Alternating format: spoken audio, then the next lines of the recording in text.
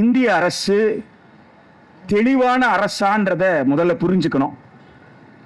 ஒரு ஆய்வறிஞர் ஒரு ஆய்வறிக்கை கொடுத்தா அந்த ஆய்வறிக்கையை வெளியிட சொன்னாங்களே தவிர இந்திய அரசு ஏற்றுக்கொண்டதா ஏற்றுக்கொண்டலையான்னு யாராவது கேட்டாங்களா?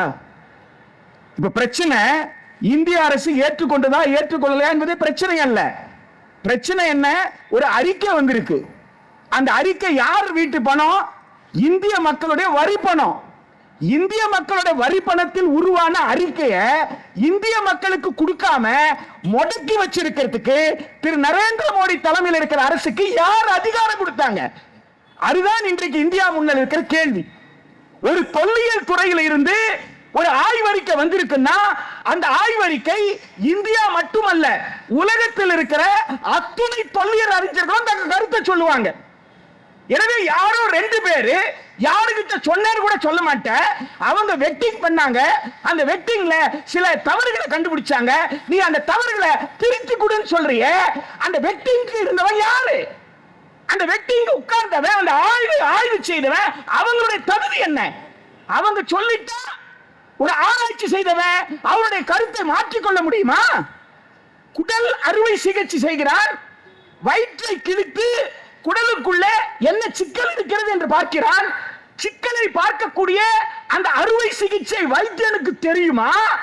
அல்லது அந்த குடல் ஆபரேஷனை முடிச்சு இவர் நோய் குணமாகிறதுக்கு மருந்துகள் கொடுத்தா அந்த மருந்து தப்புங்க, வேற மருந்து கொடுங்க அப்படின்னு சொன்னா எப்படி பொருந்தாதோ?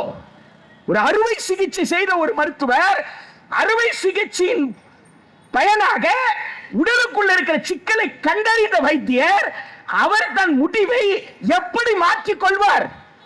அவர் எப்படி மாற்றிக்கொள்ள முடியாதோ அதே போல்தான் ஒரு வரலாற்றறிஞர், ஒரு தொல்லியல் ஆய்வறிஞர் தன்னுடைய அறிக்கையை மாற்றிக்கொள்ள முடியாது. அவர் அறிக்கையில தவறு இருக்குமே ஆனால் அந்த தவறை விமர்சிப்பதற்கு, அந்த அறிக்கை ஏன் தவறு என்று சொல்வதற்கு மற்ற ஆய்வறிஞர்களுக்கு உரிமை இருக்கிறது. எனவே தொல்லியல் ஆய்வறிக்கையை மறைப்பது இந்திய மக்களுக்கு மட்டுமல்ல உலக மக்களுக்கு செய்யும் துரோகம் என்பதை திரு நரேந்திர மோடி அரசு உணர வேண்டும்.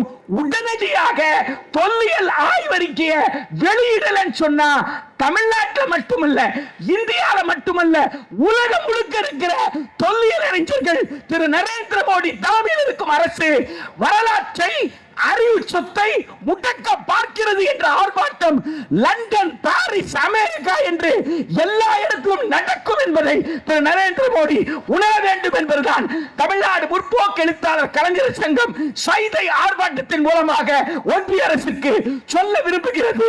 நன்றி.